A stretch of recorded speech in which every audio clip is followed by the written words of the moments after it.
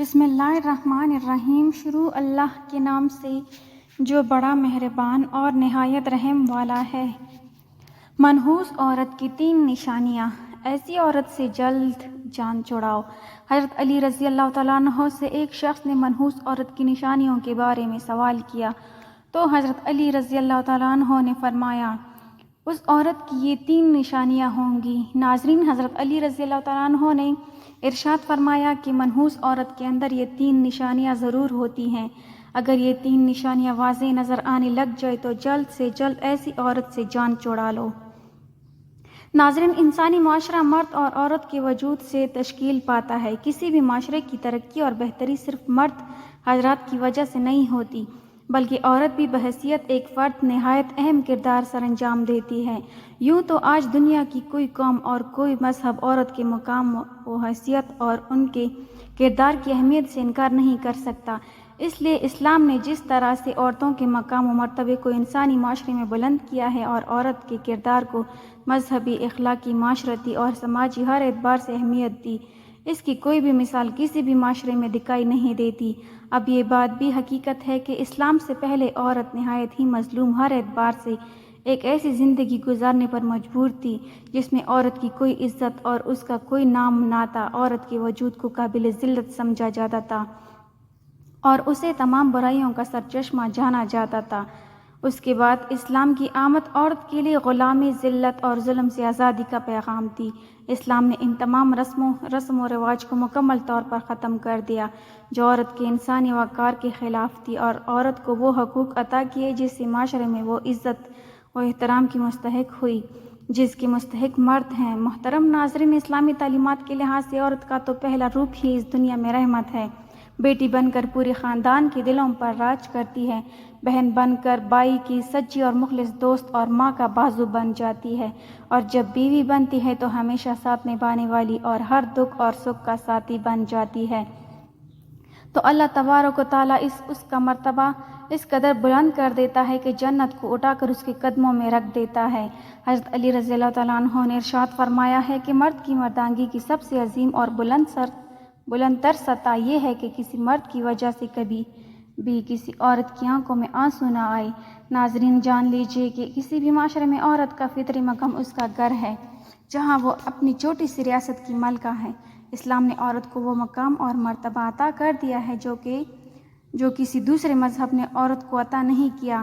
اسلام نے مرد کو عورت کا محافظ قرار دیا ہے، اور یہ ہمارا مذہب اسلام ہی ہے جس نے خاندانی رشتوں کی پہچان کروائی ہے۔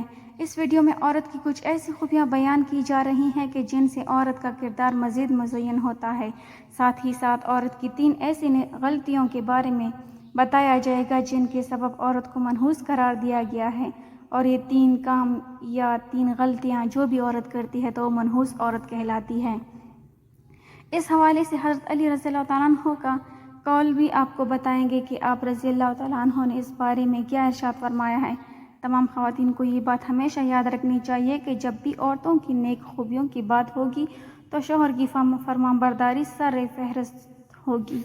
قرآن پاک میں اللہ تعالیٰ ارشاد فرماتے ہیں کہ نیک عورتیں وہ ہیں جو فرمانبردار ہیں اور خاوند کی غیر موجودگی میں اپنے مال و آبرو کی حفاظت کرنے والی ہیں۔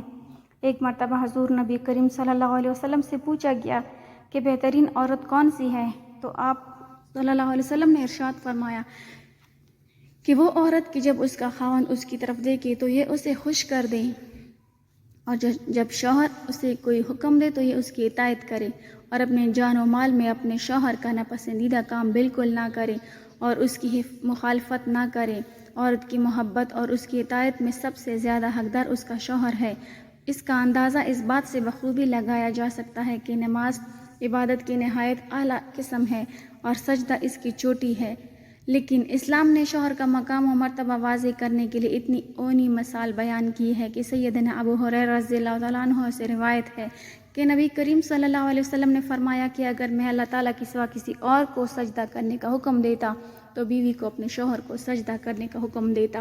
پھر آپ صلی اللہ علیہ وسلم نے ارشاد فرمایا، اس ذات کی قسم جس کے قبضے میں محمد صلی اللہ علیہ وسلم کی جان ہے، اور عورت اپنے رب کا حق ادا نہیں کر سکتی جب تک وہ اپنے شوہر کا پورا حق ادا نہ کرے، حتیٰ کہ اگر اس کا شوہر اسے بلائے اور وہ سواری پر ہو تب بھی اپنے آپ کو نہ روکے۔ حدیث مبارکہ میں ہے کہ جس شوہر کو اپنی بیوی سے تکلیف پہنچتی ہے، جنت کی حوریں اسے بد دعا دیتی ہیں۔ نیک عورت کی ایک خوبی 70 حاجات کی مکمل پابندی کرنا بھی ہے۔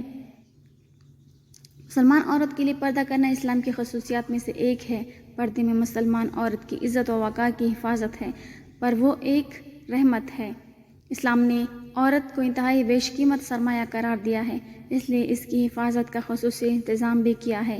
زمانہ جاہلیت میں پردے کا کوئی رواج نہیں تھا، اور یہ صرف اور صرف ایک اسلامی حکم ہے، یعنی اسلام نے پردے کا علم نافذ کیا ہے۔ خواتین یہ بھی جان لیں کہ ان کے لیے اپنے شوہر کی اطاعت کتنی اہم ہے۔ قرآن و حدیث میں اس کی تاکید اس طرح سے آئی ہے کہ جو کام بھی کرو اس میں اپنے شوہر کی اجازت حاصل کرو۔ اس سلسلے میں چند احادیث یہاں پیش کی جا رہی ہیں۔ نبی کریم صلی اللہ علیہ وسلم نے ارشاد فرمایا کہ کوئی عورت اپنے شوہر کی موجودگی میں اس کی اجازت کے بغیر نفلی روزہ نہ رکھے۔ اس کے علاوہ بھی چند نیک خوبیوں کا ذکر کریں گے، لیکن پہلے آپ کو حضرت علی رضی اللہ تعالیٰ عنہ کے فرمان کے مطابق بتاتے ہیں کہ بدبخت اور منحوس عورت کی 3 نشانیاں کون کون سی ہیں۔ کہا جاتا ہے کہ ایک مرتبہ ایک شخص حضرت علی رضی اللہ تعالیٰ عنہ کے پاس آیا اور عرض کرنے لگا کہ یا علی، وہ کون سی عورت ہے جو گھر کے لیے منحوس ہوتی ہے؟ تو حضرت علی رضی اللہ تعالیٰ عنہ نے فرمایا، اے اللہ کے بندے، اللہ تعالیٰ نے کسی بھی انسان کو منحوس پیدا نہیں فرمایا، مگر افسوس کہ یہ انسان کے اعمال ہی ہوتے ہیں جو انسان کو زندگی کی پریشانیوں میں دھکیل دیتے ہیں۔ تو یہ شخص حضرت علی رضی اللہ تعالیٰ عنہ سے پوچھنے لگا کہ یا علی، وہ کون سے کام ہیں؟ تو حضرت علی رضی اللہ تعالیٰ عنہ نے ارشاد فرمایا، گھر کے لیے وہ عورت پریشانی کا سبب بنتی ہے جس کی رگ رگ میں یہ 3 عیب پائے جاتے ہیں۔ پہلا یہ کہ وہ اپنے گھر والوں کی غیبت کرتی ہو اور ادھر کی بات ادھر پہنچاتی ہو، جبکہ دوسرا یہ کہ وہ بار بار جھوٹ بولتی ہو۔